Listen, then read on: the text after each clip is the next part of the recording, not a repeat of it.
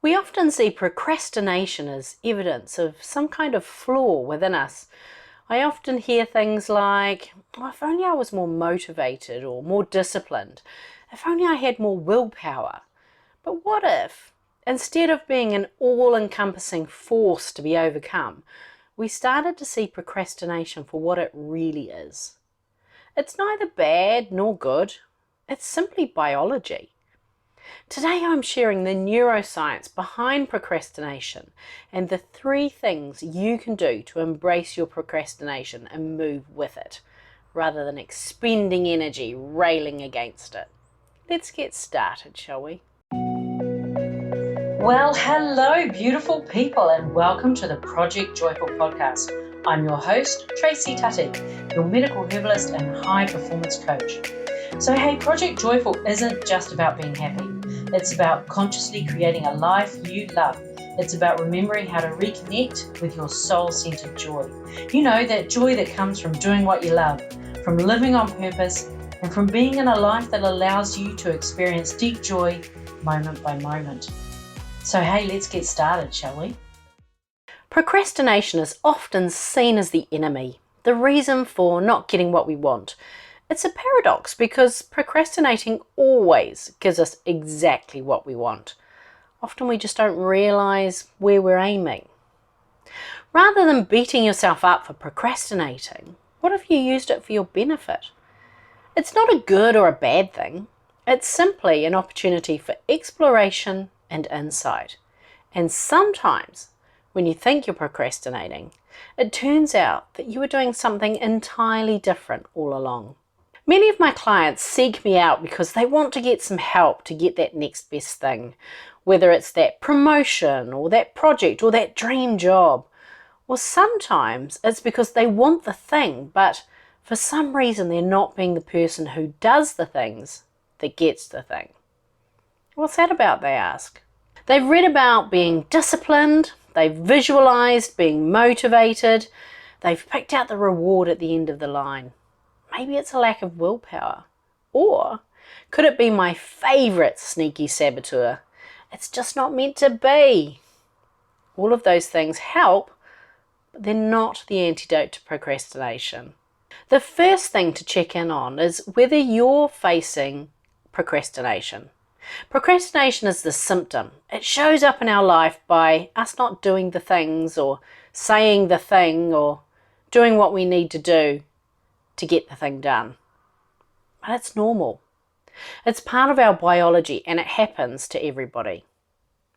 But what's the root cause and what's the secondary gain? A secondary gain is the upside you get from not doing the thing. Let's say you decide you want to begin a running program. You've got lots of reasons for wanting to do that. You get to keep up with the kids. You get to enjoy a fun run with your girlfriend, maybe lose a few pounds or enjoy more energy. But when the time comes for the rubber to hit the road, you're just not doing it. What's going on? On the left-hand side of the scale, you have the primary benefits. All the things that you decided would make this running project a worthwhile endeavour. And on the right-hand side of the scale are the secondary gains. These ones are buried deep in our subconscious. They're hidden from view. But do a bit of digging and you'll find them. And these are things like, well, I just want to be comfortable. It's warm inside and it's cold outside. I want to relax when I get home. I want to catch the latest episode of a particular program so that I can talk about it with my workmates tomorrow. Tip the scales in favour of your secondary gains and you're not going for that run.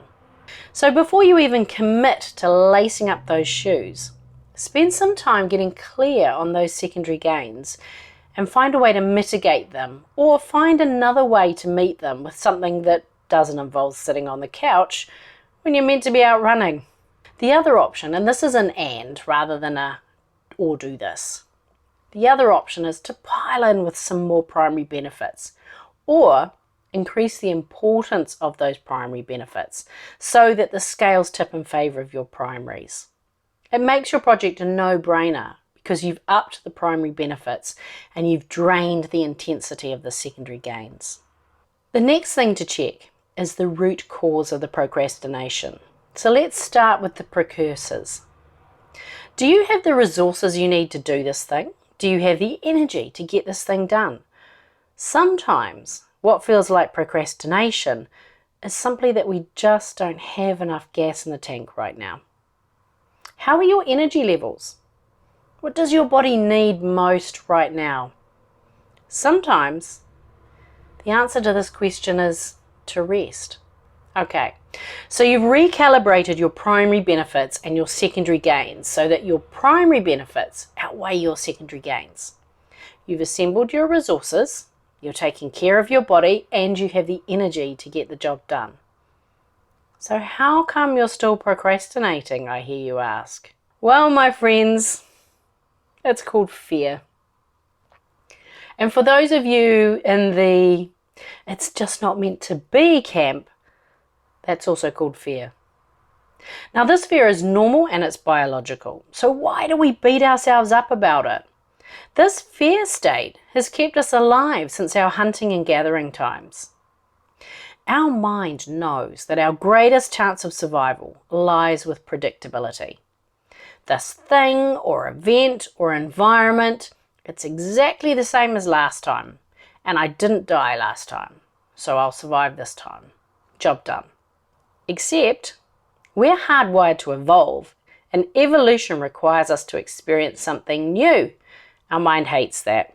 It's the opposite of predictability, and predictability equals safety, and safety equals living to fight or flee another day. Procrastination is your mind's way of keeping you predictable, keeping you in the zone of all things familiar. It's normal, it's biological, and it used to serve you.